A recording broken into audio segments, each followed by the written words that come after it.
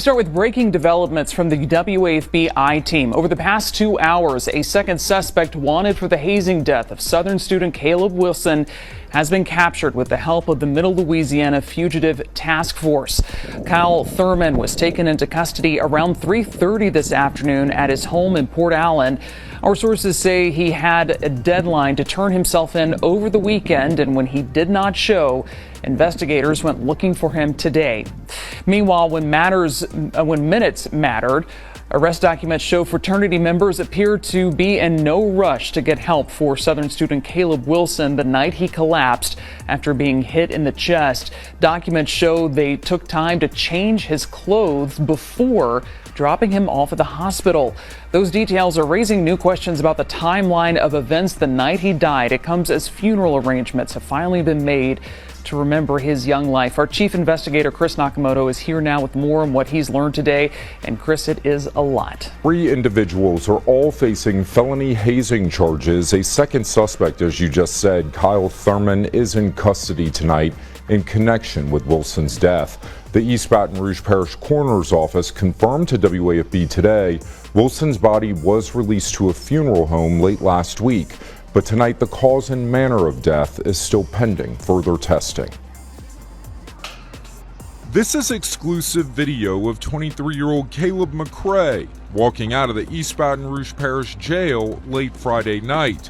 It happened hours after Commissioner Keena Kimball set his bond at $100,000. McCrae is charged with the most serious charges tied to the death of Caleb Wilson: criminal hazing and manslaughter, both felonies. Now we've learned frat members from Omega Psi Phi who were gathered at this white warehouse where pledges were taking blows to the chest with boxing gloves appeared to be in no rush to get Wilson medical assistance at the hospital. Ready to release as far as when Caleb first collapsed at this warehouse and then when he arrived at the hospital. The exact events and how they transpired inside are still murky, but we have a clearer picture of the delay in seeking help for Wilson from arrest documents.